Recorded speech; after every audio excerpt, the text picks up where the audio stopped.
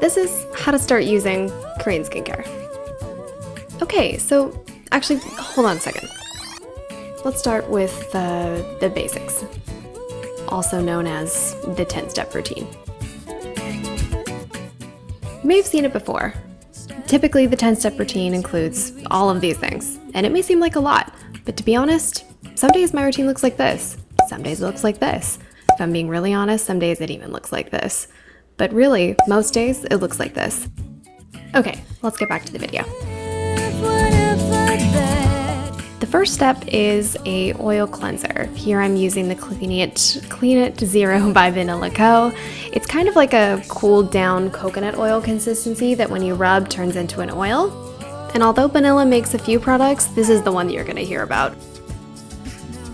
You actually rub this on your dry face, and it's the first step of a process called double cleansing. Seems weird, but I promise it dissolves all of your makeup, and you can even use it on your eyes if you don't have sensitive eyes like me, and if you do, they do make a sensitive formula. You add a little bit of water, it turns into a weird milk-like consistency, which you can then rinse off.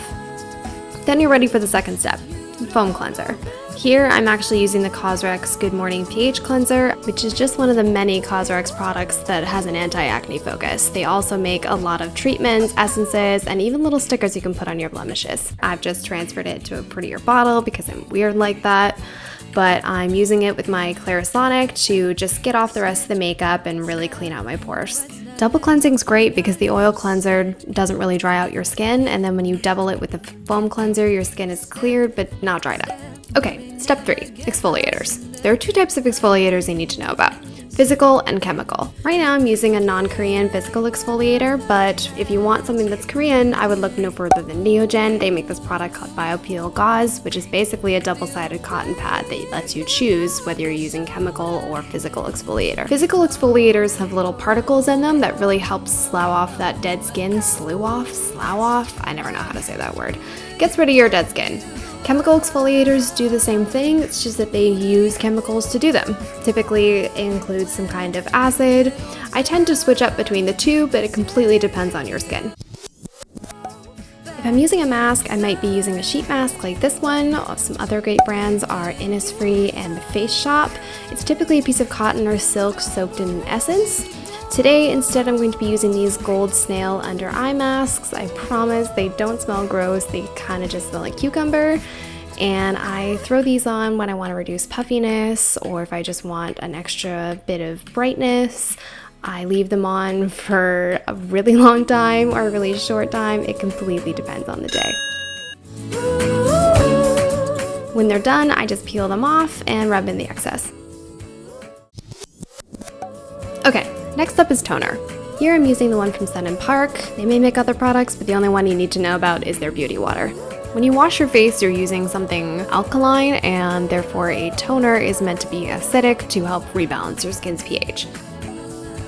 I'm using 2 toners today. So the first one, as you saw, was Sun & Park, and this one is an AHA, BHA, PHA, which basically means it's got a bit of acid in it. I'm testing it out for anti-acne. Next up is Essence. Here I'm using a non-Korean one from Pixi, but if you're looking for Korean alternatives, both Claire's and Misha either make Essence-specific products or products that specialize in moisturization. They range somewhere between a toner and a serum in texture and are usually used for moisturizing. Here I'm using one that has rose petals in it, and to be honest, I don't always use an essence, but when my skin needs a bit of extra moisture, it's definitely the thing that I reach for. Okay, next up is serum. Right now I'm using this one from the Plant Base, but this cult classic from Claire's is amazing, as well as this one from Misha. Serums are basically highly concentrated doses of a specific ingredient. Here I'm using one that is packed with collagen for anti-aging and plumpness. You can use whatever serum you'd like, and I tend to switch off between a few different ones. Next up is eye cream, which is a relatively new product for me, hence why my eye cream is so teensy tiny. It's a little sample size. Eye cream is great if you have dry under eyes, circles, bags, fine lines. It basically helps moisturize and plump up the area, making all of those problems less noticeable.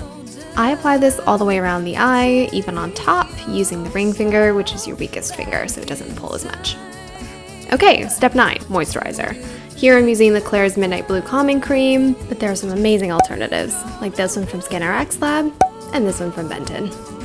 Sometimes I use an oil on top to really seal everything in, and in the summer I tend to favor a gel-like consistency versus a cream.